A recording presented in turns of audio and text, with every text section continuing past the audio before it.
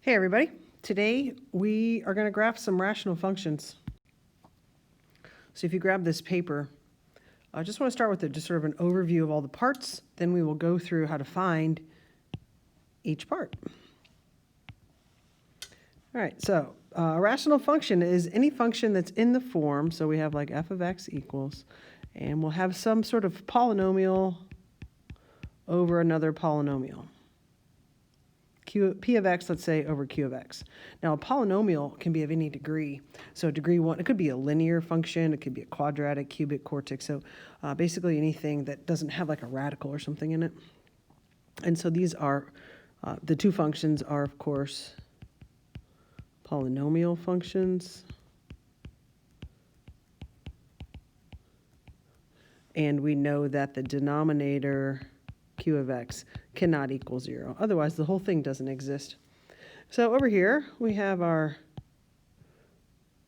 parent function. And so don't forget about what the parent function tells us. We have two asymptotes, two branches. And so we know that f of x equals 1 over x is the parent function shown to the left there. So again, the details that we learned from this, the asymptotes are necessary, and that it has two branches. Got to keep that in mind every time we graph one. It should resemble the parent in some form. An asymptote is just a line. The graph never touches. So if it never touches it, then of course it never crosses that line either. And we use those as guidelines to draw the graph because we will not be plotting points. So if you take a look over here at this random picture, this is kind of how your calculator graphs it, and you can see sort of there's an asymptote squeezed in there and an asymptote squeezed in there. So the vertical asymptote is obviously a line that runs up and down, and every line that runs up and down looks like x equals a number. So here on this particular graph, it looks like x equals -3. The horizontal asymptote is obviously a line that runs horizontally, and you write those as equations, y equals, and then for here it looks like we have a +1. We have one more piece of our graph before we get into how to find all these things, and that is a hole in the graph.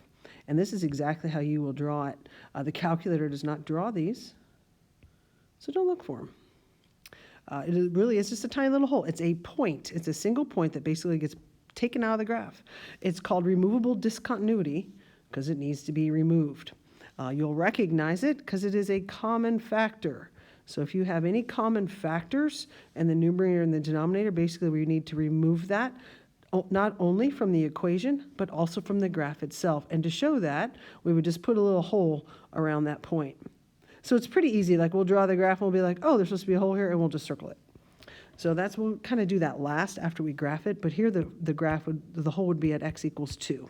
We may never calculate the y value because it's really not worth it. Our graphs aren't that exact. So we'll just go over to where here's x equals 2, here's where it kind of lines up with my graph, and I'll just circle it. Of course, now I've circled it so many times, it looks like it's colored in, but don't color it in. Here are the steps to graphing your rational functions. First one, always the most important, factor it all first, factor the top and the bottom first. Now, if it's not factorable, don't do that, but this is where you're going to find your holes. To find the x-intercepts, to finding the zeros, where does this thing touch the x-axis? All you're going to do is set the top, or the numerator, I'm going to use the word top because it fits in my space a little bit better, equal to 0. The y-intercept, all the y-intercepts, you probably only have one. We might have more than one x-intercept though. We're going to make all the x values 0, and then you just figure out what you have left. To find the vertical asymptote, we're going to set the denominator, and I'm going to use the word bottom because of my space. We're going to set the bottom of the fraction equal to 0. This is, of course, after you factor it. And now a horizontal asymptote will be these rules right here. We're going to look at the degree. So if we think about what that would look like, the highest power on the top versus the highest power on the bottom. So if the top, that's what our P is, according to our top definition. If the top has a higher degree than the bottom, then this has no horizontal asymptote. We will spend a whole day dealing with what happens with this later. So for today, that probably won't happen, but it will happen eventually. If your degree matches, or sorry, if your degree is smaller on the top, so let's say we have x over x squared, something like that, then this is the most common one actually. Then you're just going to end up with the x-axis. Or if you want to write them as equations, this is the line y equals 0. Now if the degrees match, let's say we have 2x over x, then basically what happens is we just cancel it and we get the number that you get when you simplify. So we're going to call this y equals the lead coefficient of the top, which is p of x, on top of the lead coefficient of the bottom, which was q of x. And then identify any holes in the function and put that on your graph. This is a very good summary of how this graphs. So keep this paper handy so that we can refer to it. So before we actually get into some graphing, I want to practice just finding the parts. Your parts are wrong, your graph is wrong. So the first thing you want to always do, of course, is factor it all out. Top part doesn't factor, so we're good there. The denominator is x minus 1 times x plus 1. So we have no common factors, which means we have no holes. So we do not have anything to remove. So basically we're allowed to use the function in its original state. So let's find the horizontal asymptote. HA is a good abbreviation for that. The definition for the horizontal asymptote, or how you find the horizontal asymptote, was all those little things on this first page, all those little things we just went through. And it looks like the degree on the top is x squared. The degree on the bottom is also x squared. So lead coefficient divided by lead coefficient means we'd have the line y equals 1. That is a line. Then we'd, of course, go to the graph and draw that. Vertical asymptote. Set the denominator equal to 0. I have it already factored out, or you can go back to the original because we know the factored version doesn't help us at all or change. So here we would have 2 vertical asymptotes. You'd have to put them both on the graph. No asymptotes, your graph is incorrect. So for number 2, just to try it again, just one that looks different, horizontal asymptote is degree, okay, x, over degree, which is also x, so we would just get the line y equals 6. Vertical asymptote, these are the places in the graph where the domain does not happen, so we would take the denominator, set the denominator equal to 0, and we get x equals 1. Number 3 also does not factor, so this is nice. Horizontal asymptote, y equals x over 3x squared. Now this is where the denominator has a larger degree than the numerator. We don't care about the 3. We are really truly just looking at the powers, the degrees. So this is just y equals 0 automatically every time. Now our vertical asymptotes here, this necessarily wouldn't happen on a graph. We take the denominator, set it equal to 0. And now we have x squared equals 4/3. Take the square root of all this. So we get x equals plus or minus 2 over radical 3. Then, of course, we'd have to rationalize it. This is not a really very good example because that's probably not going to happen when you go to graph it. That's a hard number to evaluate. We stick pretty easily with fractions, whole numbers, zeros. So bad example, extreme example actually. Don't expect to have to draw a graph like that. So let's draw one of these graphs. This is how I would suggest you set yourself up. Regardless of what the problem looks like, these are all the things you have to find. So I've got it all set up here to kind of go through this a little bit slower. So to find the x-intercepts, I know this was on the front. The x-intercepts, we take the top, and we set the top equal to 0. Oh, first of all, I guess I should factor it. So x plus 4, the denominator has a negative 2 in common. So what this tells us is we have no holes. We have no removable discontinuity, so we do not need to change the function. We can use the function in its original form, so that's important. So I'm going to take the top, set the top equal to 0. We get x equals negative 4. Now please be careful with this. This is a point. It is not a line. If you write this the same as you write your vertical asymptote, you might confuse yourself. So this is an x-intercept. Definition of x-intercept is y equals 0. So this is the point 0, negative 4. So please be careful with how you express your answers. So on the it's the x-intercept, which means y equals 0, so this is negative 4, 0. So we're going to go to the x-axis and put that point on the graph. Y-intercept, make all the x's equal 0. X equals 0. All x equals 0. So we get y equals 0 plus 4 over 0 minus 6. Reduce your fraction, and we get y equals negative 2/3. Again, this is a point. 0, negative 2/3. It is not a line. This is the equation of a line. This is your y-intercept. This graph is tiny, tedious. A lot of these things are going to be super close together. And it was just an accident. So up 2/3 is a hard approximation to make. I might have to just look like it's at 1 for right now. Our vertical asymptotes, take the denominator, set the denominator equal to 0. Negative 2x minus 6 equals 0. Negative 2x equals 6, x equals negative 3. Now this is a line, and you should leave that equation that way. So x equals negative 3, and usually this happens. Your intercepts and your asymptotes could be very, very close together. No asymptote on your graph is wrong, sorry. Horizontal asymptote, now we're looking at the degree. So we have y equals, the highest one on the top is an x. The highest power on the bottom is this one, negative 2x. The degrees match. Don't leave the top naked. So we get the line y equals negative 1/2. So this is, I put my 2/3 in the wrong spot. You probably knew that, but I didn't even pay attention. So this is a negative 2/3.